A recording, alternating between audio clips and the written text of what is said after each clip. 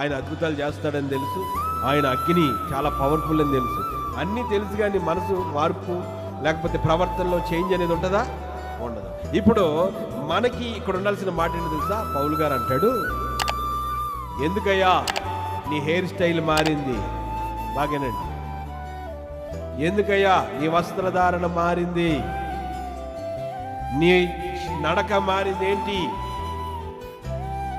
అయ్యా నీ మాటలు మారిని ఏంటి? నీ చూపులు మారిని ఏంటి?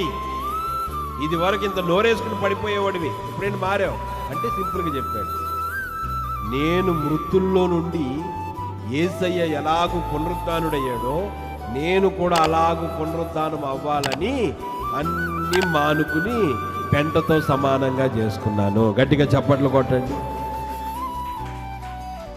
అప్పుడు మీకు మేము ఎలా కనబడతాం? మీకు పిచ్చోళ్ళలా కనబడతాం. ఎందుకు? ఈ 10 రూపాయలు ఉంటే ఏదన్నా ఉంచుకోవచ్చుగా, ఇలా ఖర్చు పెట్టాలా?